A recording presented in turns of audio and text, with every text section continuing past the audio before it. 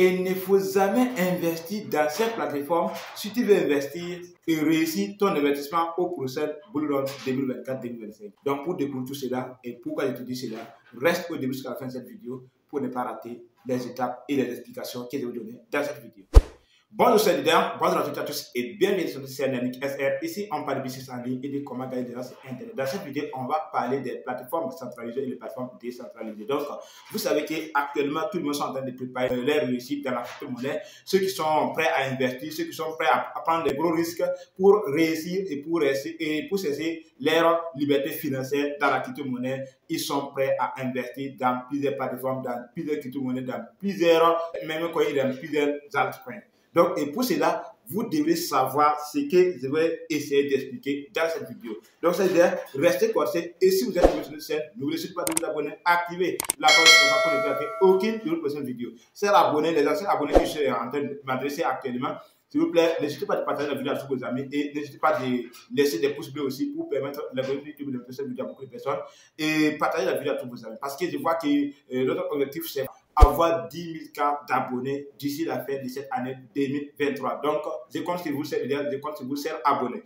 Donc, c'est dans cette vidéo précise, on va essayer de décortiquer la différence entre les plateformes décentralisées et les plateformes centralisées. Parce qu'en tant qu'investisseur dans la crypto-monnaie, on doit savoir différencier ces deux types de plateformes avant d'investir et ce qu'on doit faire sur les deux plateformes aussi pour réussir notre investissement dans la crypto-monnaie dans toutes ces deux plateformes. Donc, restez connectés et regardez la vidéo jusqu'à la fin. C'est quoi une plateforme centralisée? C'est de ça qu'on va essayer de décortiquer dans cette vidéo. Donc, c'est de rester connectés. Donc, si on dit une plateforme centralisée ici, c'est une plateforme qui est créée par certaines personnes et après la création, ils ont toujours le contrôle de cette plateforme. On va prendre un exemple ici sur les banques et puis sur Binance Smart Chain. Donc, tu vas voir que sur un banque comme cela, si tu vas dans une banque et que tu crées ton compte bancaire et que après la création de ton compte bancaire, tu n'as jamais déposé 500 000 par exemple. Et après, tu as investi dans la crypto-monnaie, tu as eu des millions de francs euros et des millions de dollars.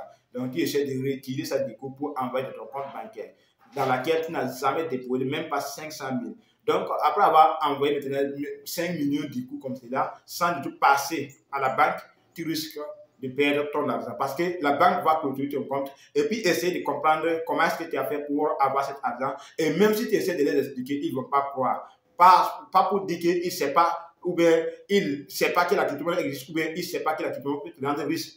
Il croit à ça, il sait tout cela. Mais ils vont faire en sorte que toi, tu ne vas pas avoir cet argent parce que tu n'as pas suivi les règles. Donc, et c'est la même chose. Par exemple, si tu as acheté une crypto-monnaie sur Trezor, si tu as acheté une crypto-monnaie sur Trezor, une Memecoin, une altcoin comme cela, et que tu as eu la chance que crypto-monnaie a grimpé, tu as eu des millions de dollars, et que tu décides de transférer ça directement sur Binance, tu risques de perdre tout ton investissement parce que Binance aussi va clôturer ton compte pour essayer de savoir comment est-ce que tu as fait pour avoir cette somme-là. Vous comprenez? Donc, ça veut dire que les plateformes centralisées, en investissant dans ces plateformes, vous risquez beaucoup.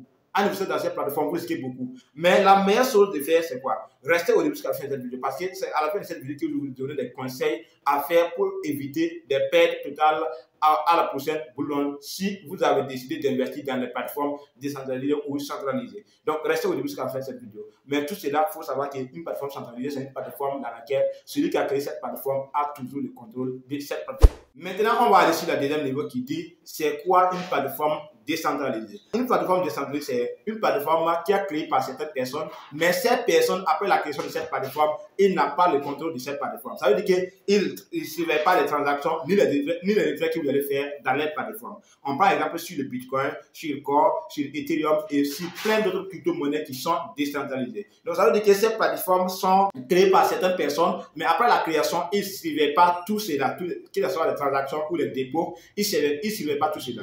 Mais ce qui suivait, c'est quoi? Les mises à jour, le développement du projet, tout, il suivait tout, il fait tout le possible pour que ça développe. Mais au niveau des transactions et des retraits que vous allez faire, il ne surveille aucune de ces choses-là. Donc ça veut dire que tu peux prendre 1000 milliards de dollars et puis déposer sur Bitcoin. Il n'y aura pas un impact, ils ne vont pas clôturer ton compte. Tu peux prendre 1000 milliards pour déposer sur Trezor, il n'y aura pas un impact. Tu peux prendre 1000 milliards de dollars pour envoyer sur MetaMask, il n'y aura pas un impact. Et puis, si tu prends 1000 milliards, tu envoies sur Binance ou bien sur une plateforme centralisée comme Gatio, tu risques de perdre tout cela. Parce qu'ils vont clôturer ton compte pour essayer de savoir comment est-ce que tu as fait pour avoir toute cette somme-là. Vous comprenez? Donc, ça veut dire que dans les plateformes décentralisées et puis les plateformes centralisées, c'est de ça qu'il s'agit. Il y a une très grande différence. Parce que ceux qui ont créé les plateformes centralisées, et ils contrôlent tout, que ce soit les transactions ou les dépôts, ils contrôlent tout. Alors que ceux qui ont créé les plateformes décentralisées, tout ce qu'ils contestent, c'est le développement du projet, mais avec les transactions, les dépôts, les intérêts, ils ne contrôlent rien du tout.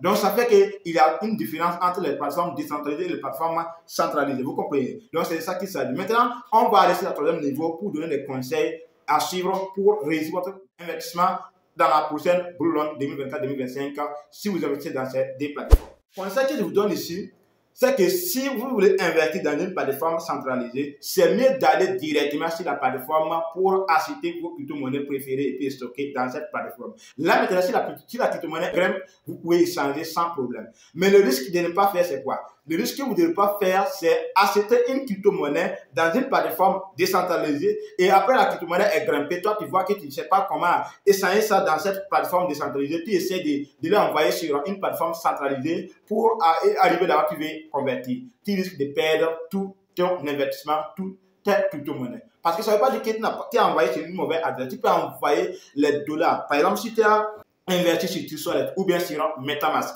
et que tu as pu faire quoi? Tu as pu échanger ton investissement en dollars jusqu'à 1 million de dollars du coup. Alors que depuis que tu as créé ton compte Binance Smart Chain, tu n'as jamais fait le dépôt de 1000 dollars. Donc, tu as eu 1 million de dollars sur une plateforme décentralisée comme Trezor, comme MetaMask.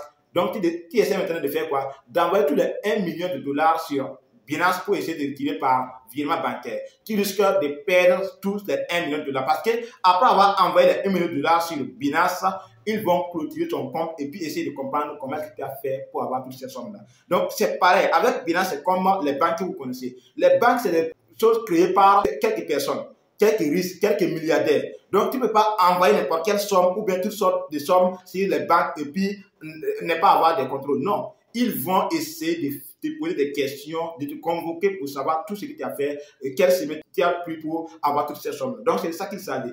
Donc, pour investir et pour réussir votre investissement, dans les plateformes décentralisées, vous pouvez envoyer n'importe quelle somme que vous voulez, mais il n'y aura pas des enquêtes. Mais après avoir envoyé vos crypto-monnaies sur une plateforme centralisée, il y aura des enquêtes sur vous. Donc, et pour risquer cela, évitez d'envoyer vos crypto-monnaies dès que vous avez des bénéfices aux prochaines Bull Run dans les plateformes centralisées pour essayer de retirer, car vous risquez de perdre votre investissement.